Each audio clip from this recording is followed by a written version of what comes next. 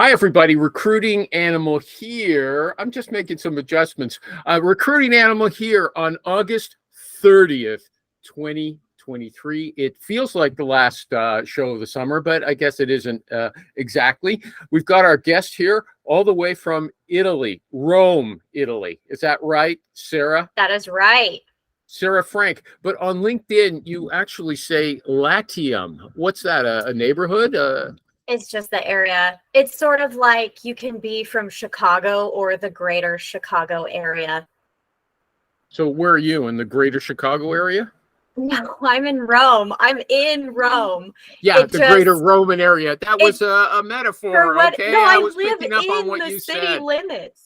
It's just a Here's weird LinkedIn error. Michael G Cox, welcome to the show. TheSalesRecruiter.com. Do you have a URL, a good domain name, Sarah Frank? You're going to yell at me, but no, I don't. Well, shame on you. I know. I have Instagram that is more of a shit posting place for but why memes. don't you point it to your LinkedIn? I'm sorry. I just have to scold you. It's not that expensive, even in lira, okay? I'm Canadian. I have to spend more, 33% more than these Americans do on everything, I know. I have... Well, at least she feels bad, everybody, okay? The other guys are proud of their ignorance, okay? But Suck it up. It does make sense. It does make sense. If I can tell you. So, first of all, not to turn this into an ADHD rant, meaning a rant about the conditions of having you're not ADHD. leading the show. I want to start. Okay, in fact, I was going to sing. We were going to sing it first. You know Sarah Smile? Oh, yeah, of course. Hall & Oates. Okay, forget it. It's too late now. I got mad at you. Okay, sorry. You have taken a lot of neurodivergent. You bill yourself, am I right? Yes or no? As the ADHD recruiter. Is that correct? Yeah, that's right. Or is it the ADHD career coach? Okay, so recruiter sounded snappier. I probably should have said I like it. I like it. That's good. The ADHD recruiter, okay? And apparently, reading your background material, you have taken a lot of neurodivergent women to the promised land, okay? I got that from our good friend, Rich Rosen, our hero. Rich Rosen. Yes. I watched his video this week when he was pitching a job, and he says the leadership at this company, they've taken many companies to the promised land. Okay, so if it's good enough for Rich, it's good enough for us. And reading your background material, you have increased the salaries of these women, these neurodivergent women, by huge amounts. Am I right about that? Yeah. Yep, what are the percentages? Like 30%? It really depends on the person. So what I will say is, as a recruiter, the cool part is I've recruited since 2010. You're neurodivergent. You should be speaking like faster, shouldn't you? You can't pay attention to anything. Hey, okay, can you tell? No, Okay, you're a neurodivergent specialist. Can you tell if any of the other people on this show right now are neurodivergent? I am not a licensed doctor or but I mean, just therapist. From your experience. Yes. Okay, look, here's the thing. I actually need to make I need to make a quiz on LinkedIn. Like, what are you a recruiter and do you have ADHD? Do you think you have ADHD? Because it is almost a circle. I can tell you.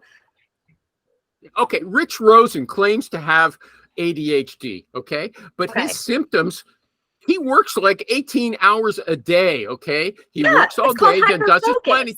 No, you say in your bio that you always felt tired and exhausted and you couldn't figure it out. It's because you were focusing on too many things. How come Rich never said? Rich seems like he's full of energy all the time. Michael G. Cox, am I right? Yes. He knows how to answer. Okay. Anyway, Sarah, I'm just pointing that out. Sarah, for the record, that's my second time this year of agreeing with you.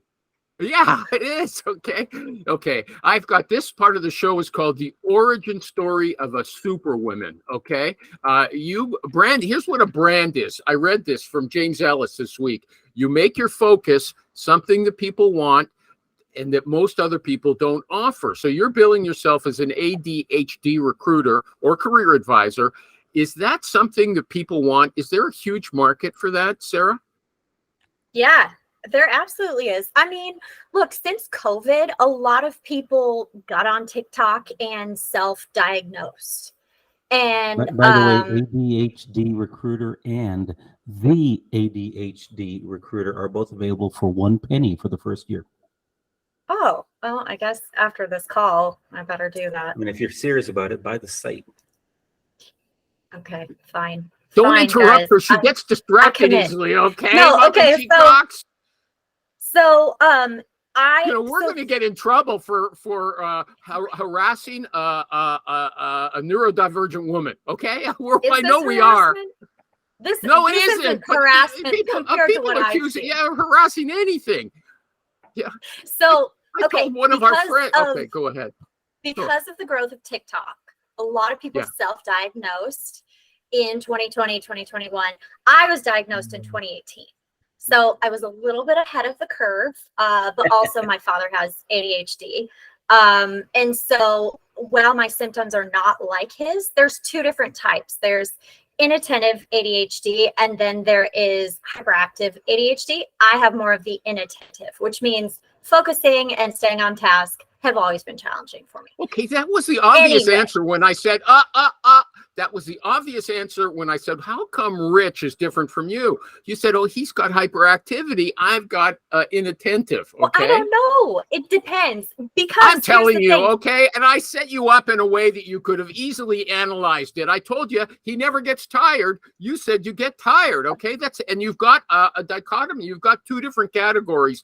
It was the obvious thing to say. I'm just teaching you for the future when you're not on a show like this that no one ever watches. Okay, last week, just so everybody knows, This is a good practice show. Yeah, this is my pitch for the show. We had a guy on who's got 200,000.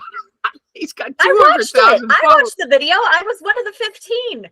Yeah, he's got 200,000 followers on LinkedIn. I've been posting, little clips from that show all week.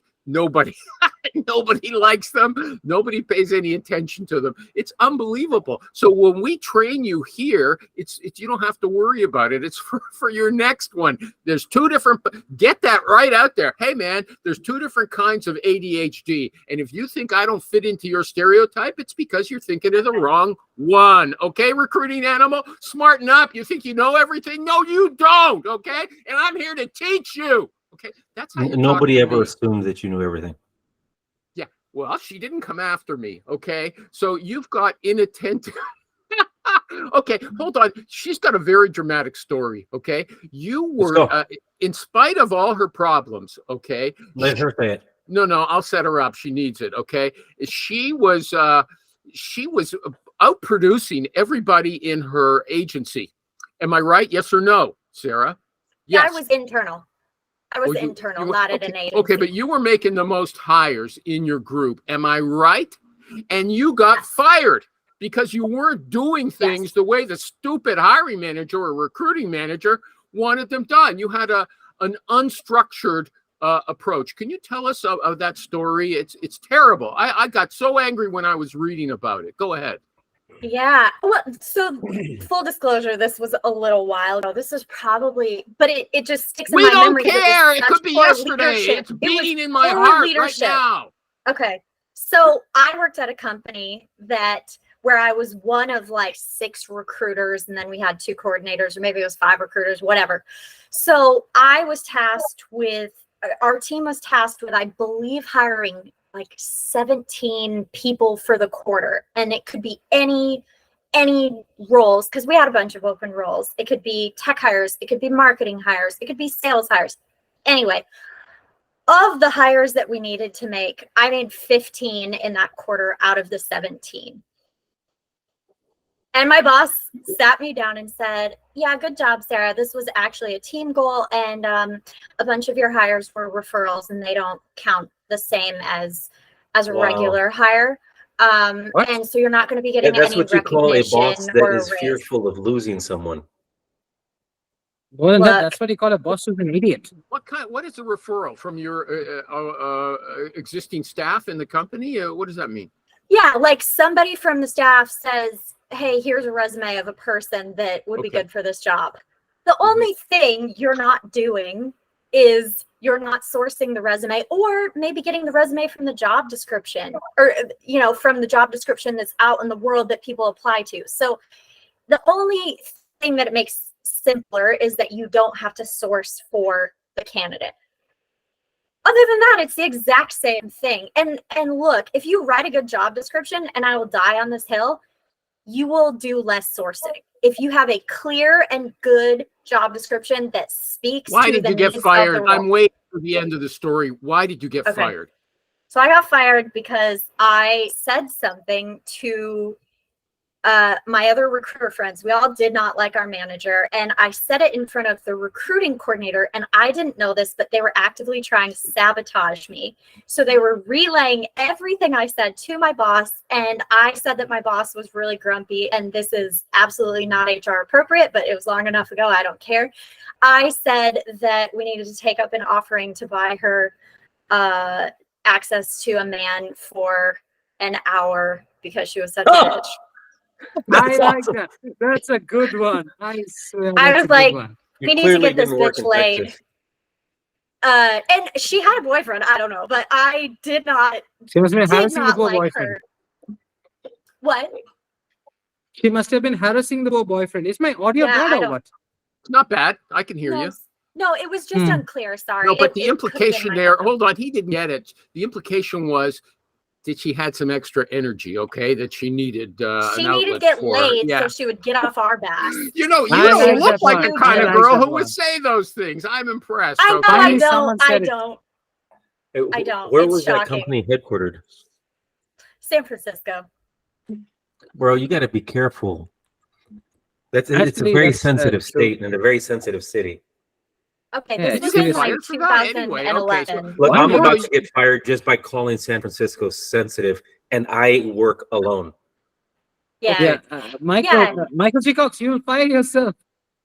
Yep, I got to fire myself. But Sarah, the other lesson there is that the walls have ears. That recruiting coordinator snitched on you. Okay, she deserved to Oh, be found in an totally. alley.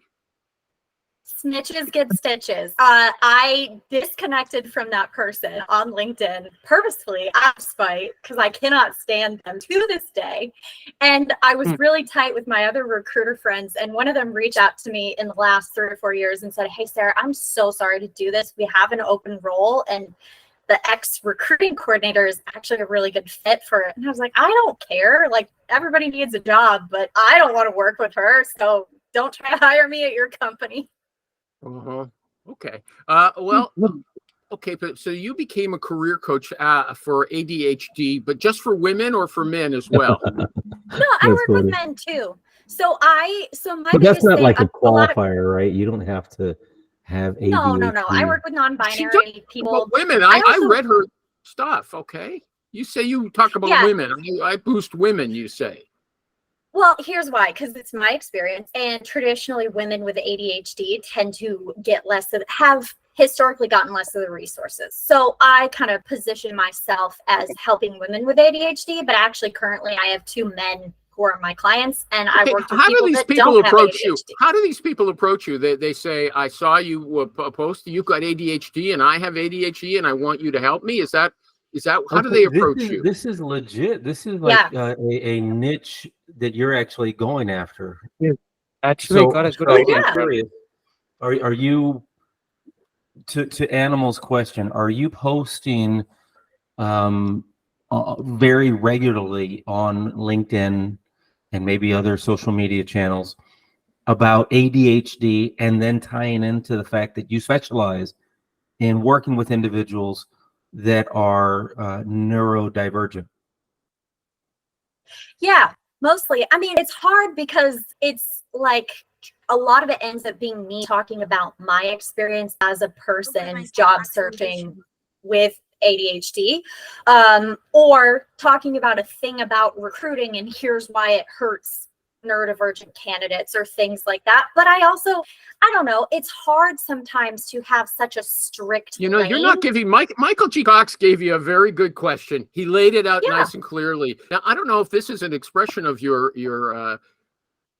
disability. I don't know what to call it. Okay. Yes. But you're not giving him a nice answer. Okay. Michael G. Cox, that's a great idea. I should post every day. Like, Yeah. Because she watched Joel. Like Joel said, I should be hammering that stuff out there every day. ADHD consultant. I'm going to make you guys money more than you imagine. Just little stuff on LinkedIn every day. And I've got the domain name, ADHD career advisor, ADHD recruiter. I know. And I should be, instead, Michael G. Cox gives you that beautiful question, and you come up with all kinds of excuses. Okay, shame on you. So the answer is she is not, but will start doing so. No, so No, I will you tell won't.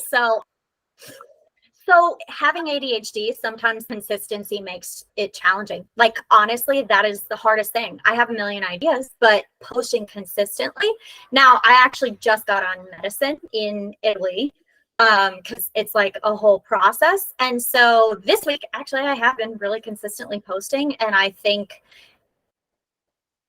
my goal is to continue with the consistency of taking medicine and continuing to post, because when I do post, I do get good feedback and medicine? good. You take medicine?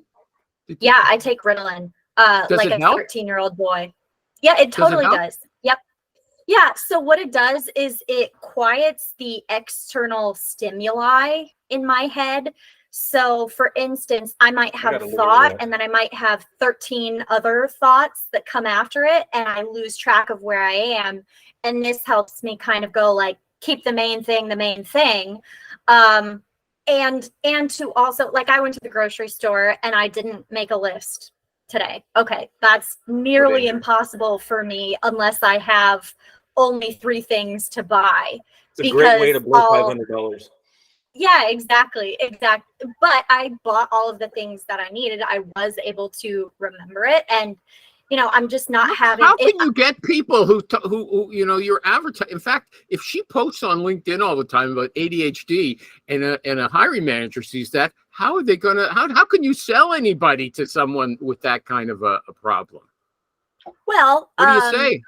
If I'm selling myself, it's different than a candidate. I don't tell my candidates to like disclose, because HR is there to protect the company, not job seekers or employers. So what do you teach them? How to hide it?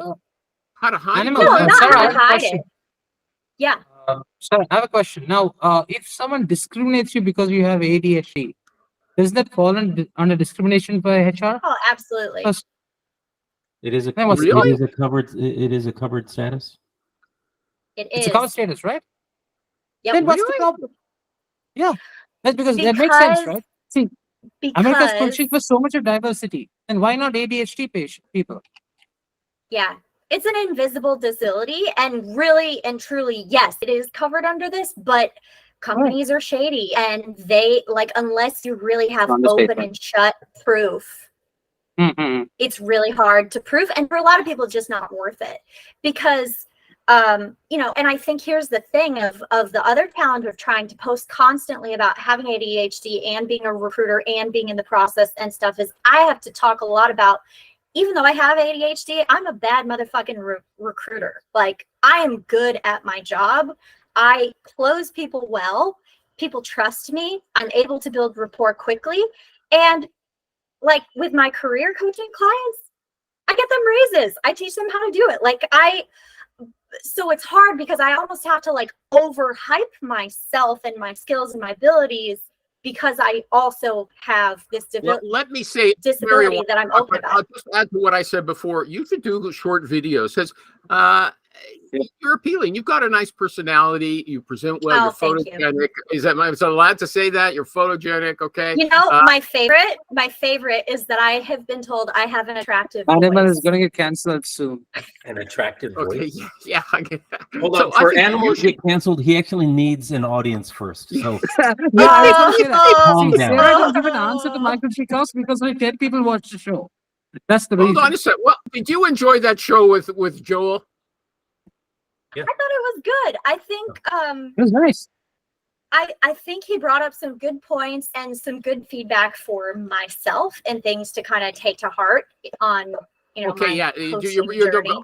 Here's what she says, okay? That's a diplomatic answer. This is why she's afraid of bragging. She says, my clients received offers of $7,000 to $31,000 more than they were earning. Did I quote you properly? Yes, that's correct. How did you Sarah, get can I ask you a someone? question? Sorry. Yeah, go ahead. What You know, kind okay, of folks answer you work his with? question before mine. Go ahead. Sorry. Yeah, what do you call? What kind of folks do you work with normally? Aside from ADHD, what kind of fields do they work in? Like IT, tech, DoD, Yeah. something like that?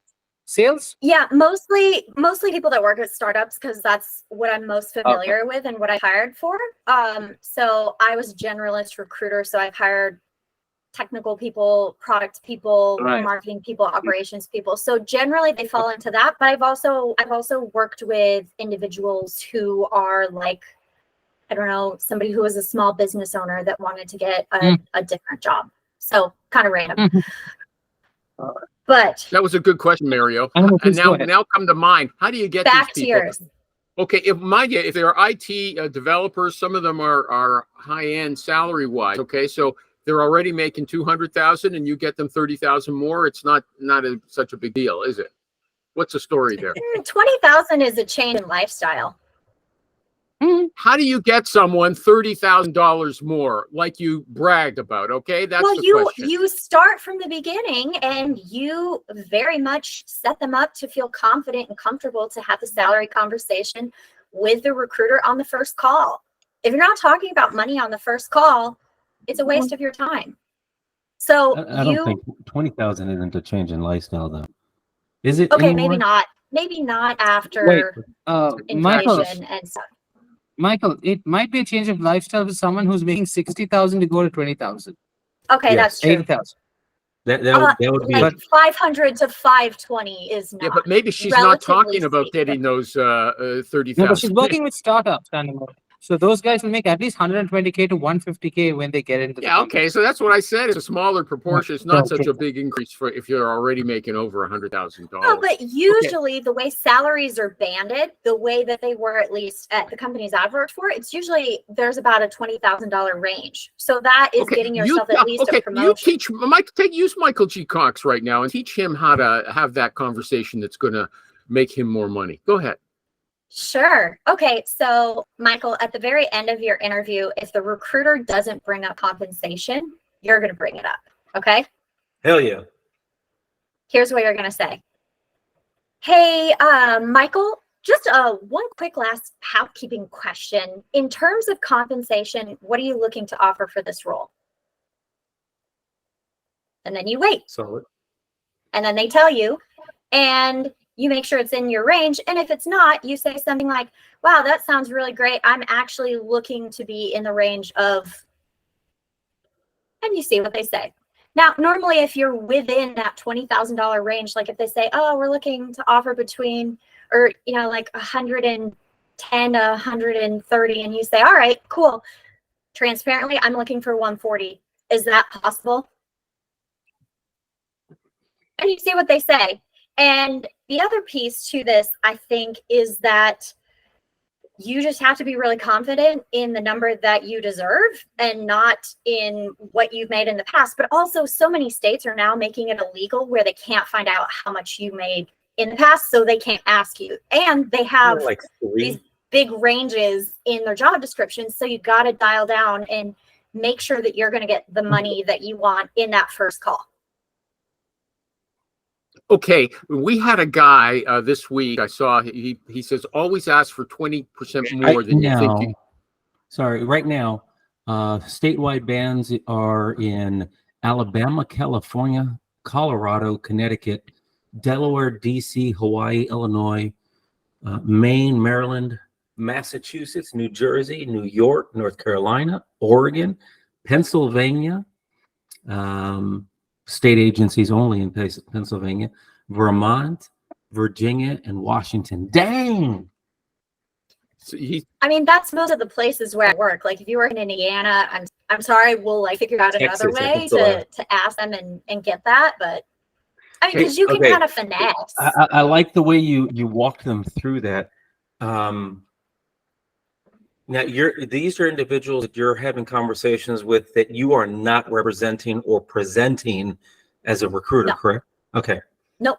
Nope. Usually, if I have an agency contact or something, or can submit them for a job, I do. But I make my money. People pay me to help them, not companies. And so normally, I know what a person's range is, where they need to be from a base salary and on target. And if they're completely way off, then I'll let them know. And then I will also recommend that they do zero negotiation until they feel comfortable that everybody on the other side of the table has already been convinced that you are somebody they can't live without, or that they really believe that you can do this job very well, and you'd be a great addition to the team. Until then, you really can't make the ask or start negotiating because they haven't been convinced that the experience and the skill that you bring is going to be worth that larger investment. Does that make sense?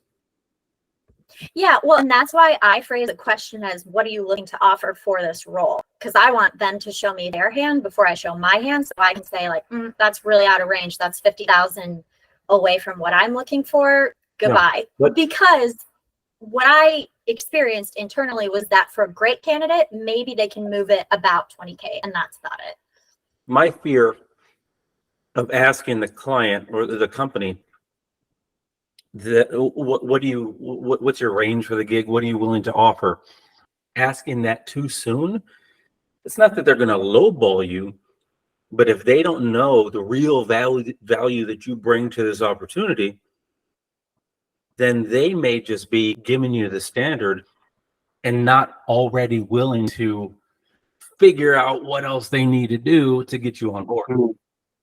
So, Michael G. Cox, are you disagreeing with her? Are you saying that it's wrong to talk about money up front? Is that what you're saying? I would say don't even approach the topic of money until they are absolutely convinced that they need you. Now, if you don't know what the money is, it's kind of like, how did we end up in this situation to begin with? And that has a lot to do with companies not sharing, recruiters not sharing about what the comp looks like. You've got me confused. Do you want to talk? She said you have to talk about money in the first interview or conversation. And you're saying, don't talk about money before you know what the job is and they know about you. Hold on. Go ahead, Mario. Sarah, this is the first conversation with the internal recruiter or with the hiring manager? With the internal recruiter. Okay. All right. So what happens if the candidate is rejected because of that? Yeah, Michael G. Cox, did he explain it clearly? Do you want, in that initial screen, do you want money talk or put it to the side until you know each other better? Is that which one are you saying, Michael G. Cox? Okay, if there's been no mention of money on postings or anywhere else, you've got to ask up front. Look, I want to make sure that we're all on the same page here, or even in the same book. And then, but if you do know, at least you know what the salary was. He's got that inattention ADD. Okay, there you go. There is wrong with him. Okay, finally, 5 minutes later, he explains what he meant. Go ahead, Sarah. You've been dying to get in there. Go ahead. No, so here's what I think. I think the way that I would approach it, if I saw a range or something on the job description, I would just say, hey, recruiter, quick housekeeping question, and make it the very last question, because I coach my people to kill it on the interviews so that the recruiter is super excited about them. And then they have great questions. And then at the end, they just say, hey, wanted to confirm, I saw in the job description that the range is 70K to 100K or 120 to 160. Is that correct? But why do you coach it? You say, it's just a housekeeping question. It's not just a housekeeping question. It's the big question. Because you got to be cool and casual on the phone. You got to be cool. Like, you're in control. No, you can't minimize it. Okay, but anyway, go. Does anyone who agrees? Thank you for clarifying, and I appreciate the fact that I really didn't, because you didn't mention it, It seemed like you were asking too early, but you did mention you coach them to make sure you're knocking their socks off before that happens, and that's the last thing. Totally. Makes sense. Yeah. Okay, animal. So if you show your value, then you can ask for what you want, right? That makes sense. If you're a good, interested candidate, think about those interviews you've had. Those people could ask you any question. Yeah, but I have a question, Sarah. What if the internal recruiter is a moron? Is immoral? A moron. I'm sorry if my audio is not Moron. I mean, fuck them. Like, good. A moron. pardon my French, but like, there That's are not French. shitty recruiters at every company, Oh, that and sounds good. I tell my people to think of recruiters in the way that we think about real estate agents. What is it, like 10% is doing 90% of the business? And you have to imagine, I mean, and I love recruiting, and I have some badass, wonderful recruiting friends. I say this with love, but there are some horrible recruiters out there that exist that are taking up seats that should not have jobs today. So most of them are. You have to sort of you have to imagine that you are sending your resume into somebody who maybe they're dumb, maybe it's their first day on the job, maybe it's their first time recruiting for that role, and you have to sort of treat them as like someone who's maybe not very intelligent either about the job or about recruiting and stuff, and you kind of almost have to like manage up. So if you act like they don't know anything about this job, you just have to really understand job description and try to embody the most important things. And then you'll talk to the hiring manager and that'll be a better call. But like, look, if your resume, like I've had this before where I'm put on a job and I'm confused, I'm figuring out what they want exactly. And so I get a resume, and there are some resumes where I go like, I'm not going to be an idiot if I forward this to the hiring manager. This is a safe resume. They will not think I'm a dumb recruiter if I send this to them. And if I think this way, I know other recruiters do too. So you have to be that safe candidate, that safe resume, who's so qualified. And then you can ask anything you're losing you want. me. Okay. Do you ever, when these people come to you with the resumes and they say, Sarah, I hear you can increase my salary $30,000. Do you ever look at the resume and say, you know what, you're not a good candidate? I'll be able, if I can get you the same money you're earning now, I'll be lucky. Okay. Or what do you do? What if they're not good candidates? Everyone is inherently talented and gifted at something. Not everybody has found Sarah, those you things. can't give that answer.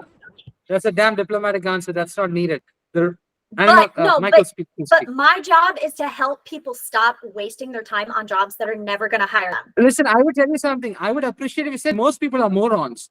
I try to weed out the good ones. Well, but my clients, I try to help my clients be exceptional candidates. Okay. But, I mean, okay, that's Michael that's G. Cox. cool. Michael So G. if I Cox. can get a quick question, what do you do that is different or unique that is working very well for those of us that have ADHD? And how are you helping them during the job search that looks different from the way maybe I help somebody?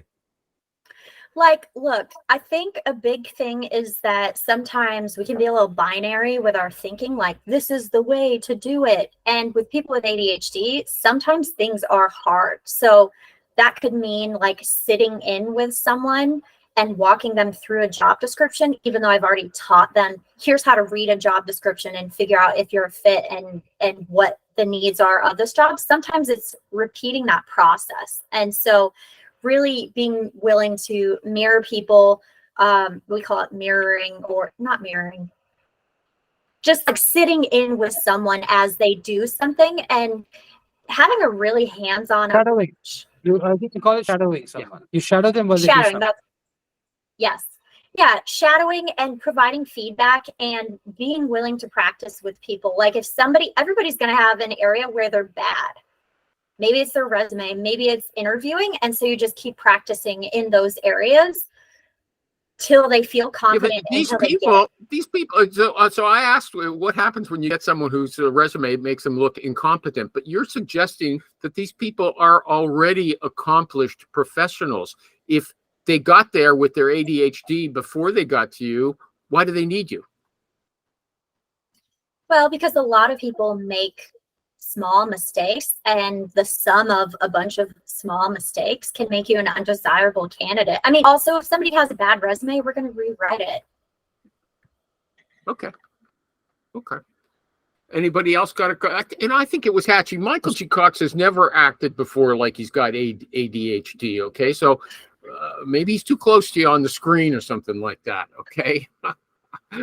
Okay. Let me see. You make the candidate identify her 3 must-haves and 3 deal breakers. You want to talk about that? Yeah. Well, because the reason people leave companies is because their 3 most important needs aren't being met. Maybe it's money. Maybe it's flexibility. Okay, so every candidate so this is a point. I think not every candidate comes to a job interview or even a phone screen knowing those things. 3 things I want and 3 things I don't want. They've never articulated to themselves. Is that right? Yeah, often. Oh, often. That's why people accept jobs. I know can't give a them lot what of they people want. don't have the habit of, I'm sorry, Sarah. A lot of people don't have the habit of introspection. They don't introspect on what they want or what they know or what they have. And maybe They just go even through life. to take it one step further, many of those individuals, it's like a client, they don't know what they want sometimes, and or what they can afford in an employee. So Yeah. it's different. They have to spend that time when we just focus on the problem of hiring for a specific position. And I turn that back on all of my hiring managers too, when they're like, oh, well, we want all these. Okay, what are the 3 most important things that we need? This is a wish list. I don't think we're going to get all of them, but like, how do I make sure that the people I'm sending to you, you're really excited about and you feel like they can solve the problems that we're trying to solve? Okay. What about this question about what are your greatest weaknesses? What do you tell your clients how to answer that? I have an idea, but I want to hear what you say. First of all, I think between that and so tell me about yourself are the worst questions to ask in an interview, because you're going to get a million different answers. They're all going to be long as hell, and it's going to be super annoying. So, greatest weaknesses, everybody lies about this. So I don't know.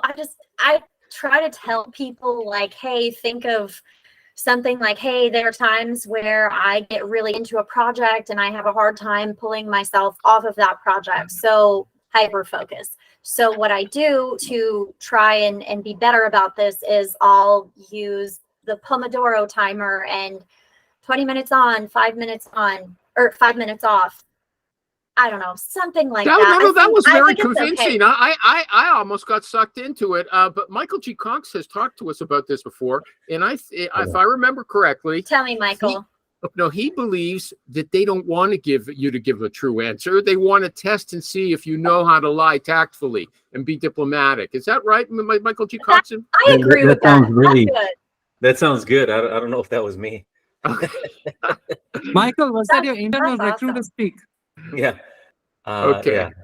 I would say my biggest weakness is talking about my weaknesses. Move on. Okay. Okay. I'm too honest. Okay. Well, she sounds pretty honest the way she talks to us as well. No, that would be my biggest weakness. As well as being that you're too blunt. I'm too blunt. How did that guy get you to move all the way to Italy? I thought he would want to come to America. Oh. That is a funny question. So if you have ever spent time in San Francisco, the saying there about dating is that the odds are good, but the goods are odd. So there's a lot of undiagnosed autism. And I have nothing against autistic people. I just want to be clear. And there's a lot of other people that were so heads down and focused on math and science in school in general, that they have not had life experiences. But now they make a lot of money, so they can pay for clothes or a stylist that make them look like they are in the know of the things of the world when they're not, and they'll treat you like they treated my 15-year-old boyfriend treated me. So I had just actually been diagnosed with ADHD, and I did a lot of trauma therapy, and I was feeling really good. I went to Italy, and I was told Italian men are not great, so avoid them. And so my girlfriend, my friend, and I went to Italy just for fun to eat food and see beautiful things on a trip that we were like, if we weren't single, I hope our boyfriends would have taken us on this trip. And then I randomly met a guy at a bar when I was running away from somebody who seemed to be stalking us. So do they pinch women That's a like love they story claim of the to? story. Do they pinch No. women? No. I mean, mine doesn't. Mine Okay, but- does not. He was No, like no, Yeah, but I'm you sure were he's a incredibly perfect kind. gentleman. You Okay. found the one Well, guy. Well, the funny thing is, I was like, a lot of people are like, wait, it's easier to date somebody who's 9 hours ahead of you than someone in your own city. And I was like, sadly, yes, it is. So, I don't think dating apps have got prevalent in Italy yet. That's the problem. oh, yeah, they definitely are. We have a friend. So, of my husband's group of friends, he has one single friend, and he'll be like, yeah, I met a girl on Tinder. And I'm like, oh. Dude, it's like recruiting. You got to have multiple buckets. So yes, you do the apps. Jesus. Also, referrals and I or love this. in-person events. Sorry. Depends on what he's looking for. Animal, No, I swear, but I'm is telling there you, a it's dating just like style. podcast? I'm going to have a new term, referrals, the next level of dating. Yeah. So Okay. your friends are That's a like, new app. go on this blind date. So you go. Also, you go out to bars or you volunteer. That's a good way to meet somebody. And then you do the apps. But it's just like recruiting. If you rely on one of them, you're missing out on potential candidates. True. And potential stalkers, murderers. Maybe. Okay. So what about jobs. this idea? Is there persuasion in recruiting? Lots of people say no persuasion in recruiting, just like no crying in baseball. Okay. You remember that movie? Is it Yeah, so yeah, old yeah. that No, Okay, I was so- alive. I'm almost 37. Yes, I was very much alive. okay, Almost. but okay, but this idea that recruiters aren't supposed to sell jobs or make someone change their mind. What do you think about that? Have you ever turned a candidate All right, around? we are the sales development representatives of the job. Okay. So what we do is we find people that seem good. And then again, it's all about matching. If your company can offer the 3 things this person is looking for that are the top 3 things, then you've got a match and you have a stronger likelihood of selling that person on the job. If somebody says, I'm looking for more autonomy and I want to be a manager in 2 years and I want $180,000 and you can't provide those things, it's a disservice to that person to try and flip them. Because you can't offer those things. And Okay. so your time is better spent on people Wait a minute, that but what if want what your company can offer. Wait a minute. What if the candidate is actually has the potential to reach that goal down the line, but he cannot? They're Well, not you can fit for it now. You can be honest. Like, when do you want to make 180? Because I can offer you 150 now, and that's the absolute max. Mhm. And here's how we do bonuses and promotions at the company. Mhm. Like, you're an information giver, but you don't twist anybody's arm, because when you twist people's arms, that's when they quit a year later or less. So let me ask you a follow-up question. You've never worked in the agency side. You only worked internal. Yeah, my first job was at an agency, Andiamo Group in San Francisco, with a man named Mark Ambarossi, who taught me everything I know, including how to be like. You were an at athlete. Andiamo and now you live in Italy.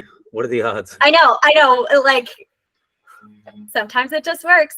And Mark actually was the best manager I've ever had. He taught me everything about being persistent, not taking shit from anybody. And he taught me the how to ask about compensation question. I've changed it a little bit, but like, he taught me everything I know, and he was awesome. Those 3, when you're screening somebody, would a recruiter do well to teach a candidate or a potential candidate to say, look, give me your 3 must-haves and your 3 deal breakers, and the person has to think about it right then. Is that a worthwhile? Because that's what you said you're going to use to see if there's a match, right? They might. Yeah. We just said they might not know enough to spontaneously give them to you. Do you ask them in that form? No. what you're asking is, what are the 3 most important things that you're looking for in your next role? It's not what are the 3 most important things that we can give you. And if they say like, I don't know, you could say like, well, is it salary? Is it title? Is it management style? Is it like, you can coach people and you got then a they'll be check. able You to go, got a okay, checklist. You got your checklist prepared. And Well, it's like Yeah. a more intelligent way of digging for the what's got you looking. Yeah, exactly. Dang it! I And feel what- like I and do just you- mansplained somebody. Very sorry. Yeah. Well, no. Amy's No, not here, that's so you not. won't be accused of that. Okay. But so is it with deal You breakers as well? 2010 explained me. Is Wait, it what with did you say? deal breakers? Do you tell them the same thing? What things would be deal breakers for you? What 3 things? The only time I really bring up deal breakers, because I'm not trying to lead someone into a negative place. I'm trying to present facts, but the positive facts. I would say if they're like, gosh, I just don't know what my top 3 things are, you could say, okay, like, have you thought about the 3 things that you absolutely cannot have in your next role? What does that look like? And just get people talking, ask good questions, get people talking, and then you can kind of go like, do they have the skills and abilities, and can we give them I what think they're looking I for? think those are good questions, but if they're backed up with a checklist, because I think you if you talk to people, just like you said, who are inexperienced at looking for a job, maybe especially if they're neurodivergent, they might not have prepared. They might not have thought that through. So if you give them a multiple choice question on either, good or, what do you like, what do you don't like, then you're preparing, you're doing them a favor, and you're making it easy for yourself as well. And It's only a challenge with somebody who's indecisive. And those indecisive people that are indecisive in the beginning are probably going to be less decisive at the end about an offer. And that's why the question, you also always have to ask people like, where are you at in your search? Are you just starting? Like if your first job makes you an offer, are you going to take it? You kind of have to ask those questions also. Would you ask that question? Out. Anybody here? Let's ask the other 2 guys here. I've never asked that question. If we make you an offer and you like it, are you prepared to take it? Is that what you? Yeah. Okay, but she tied it to. Yeah, of course. She tied it to this. Where are you in your search? If the first company that you interview with makes an offer, isn't that what you said, Sarah? Am I right? You put it in that context. Yeah, I mean, it also depends on their answer. It depends on their answer. If they say like, "Oh, I've been interviewing with this company and I'm at a final stage," that's when I would trigger okay, if they were to make you an offer, do you think you would accept it? Okay. The thing is, with headhunters, they're not dealing with applicants and job hunters, really. They're talking to a lot of passive candidates. So that question, where are you in your job search, is not really that relevant. Well, but you could say, am I the first person you're talking to, or have you sent out applications? Like, or why not? This your first pick in the seat of the pants? Animal, why not? We do deal with applicants at times, right? Don't we post job postings? Sometimes. Well, no, I've almost never posted a job posting, to tell you the truth. But I ain't before gonna say anything. Okay. Before I forget. So you can preface that with a quick conversation. Listen, I'm going to be submitting you for this opportunity. We're going to go through a long process. We're going to try and make it as quick as possible.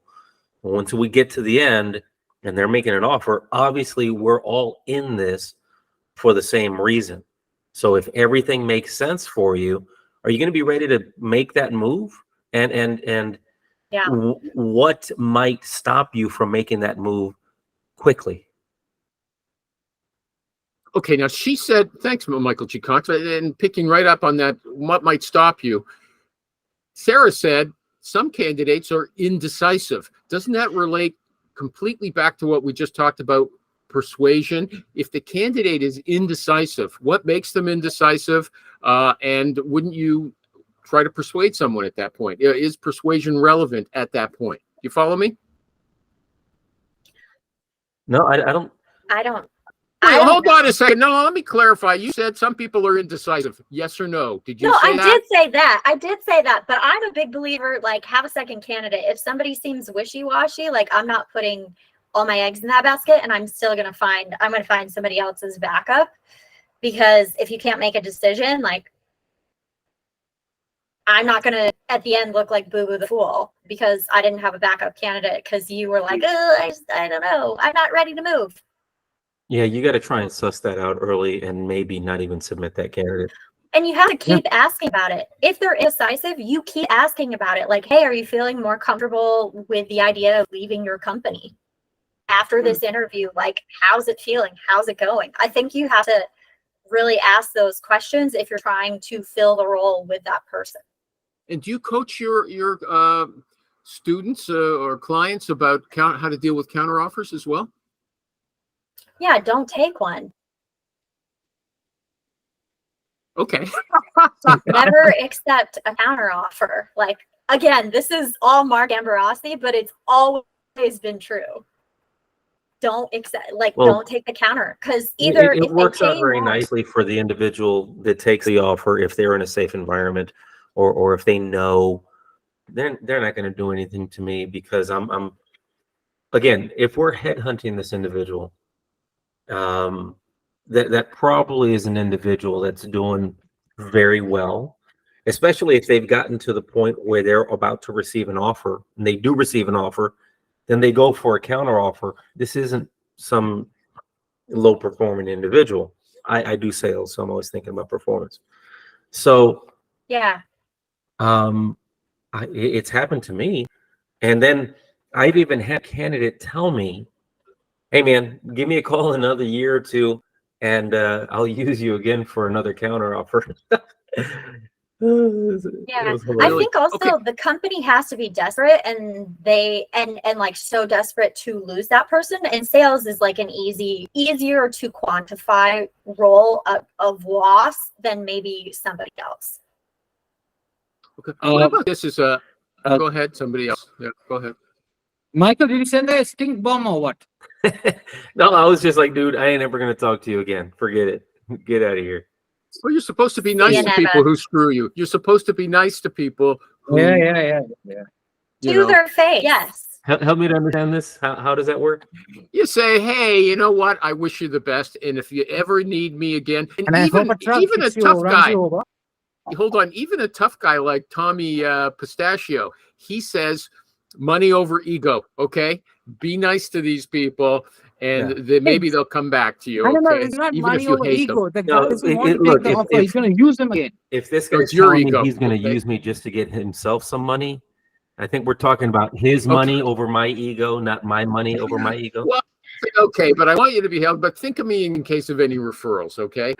You know from working with me that I'm a good recruiter.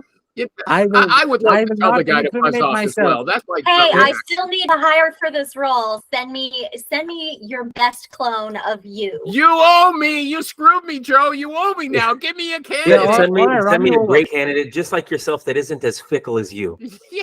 Who's not a little prick. Okay. whiny. Ain't such a prick. Sarah, or before we're almost at the end of the time. Before I forget, is introversion a disability?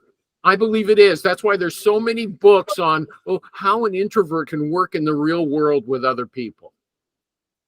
You don't have to create yourself. That sounds like a title that somebody was trying to spell. Disability, right? So extroverts also. I don't think it's a disability. Right? If you say but one, here's what I would say. Here's what I would say. In a perfect world, ADHD is not a disability. It's just a different way to think and work, kind of like introversion versus extroversion. But that's not the world we live in. So acceptance in the future, maybe. Hope so. Okay. Hold on. Okay. It's not a disability. I was going to quote you. I'd have to find it. But you were talking about, I couldn't understand why I was so tired at the end of the day and all those things, right? It was a disability. Yeah. Even though you also say that you were the best recruiter or a very good recruiter in that team. Okay. But here's the thing. It took a lot out of me to perform like that. Like, I am a performer and I will do it and do it and do it. But one of the most frustrating times of my career was when I made a handshake agreement with a different boss who was equally bad in different ways, where I said, hey, we have these 3 engineering hires that we need to make and a customer success hire that we need to make. If I get these made in this period of time, I want time off. Like, that doesn't count against my earned PTO. And she was like, yeah, all right. I made the hires. I made all 3 freaking engineers and a customer success manager in like a 2.5-week period. And I was spent. I mean, I had worked so hard hiring for these, and she went back on her word and she was like, I don't know why you're asking me for this time off. And I was like, we talked about this. And then I almost had a nervous breakdown, because when I get in the zone, I am so in the zone. I mean, you can ask my husband about this. He'll be like, so dinner, like what, were we still doing that? Because when I am in the zone, I am so in the zone. It just takes me a little while to get in that place of focus. And so that's why I'm your best employee who also needs time off. There's a lot of bad managers, eh? Based on what you've told us. Really, she lied to your face. I have experienced many of them. I mean, that's why, Sarah, I think that's why there's a rule. Always have it written. Emails. Oh, yeah. Documentation. Yep. Well, that's nice. And I think I was probably too nervous. No, it's still there. But still, at least you can show, hey, I have a letter with me. Email's there. You better give me the time off. I'm suing you. Yeah. Amy says that too. Paper trail.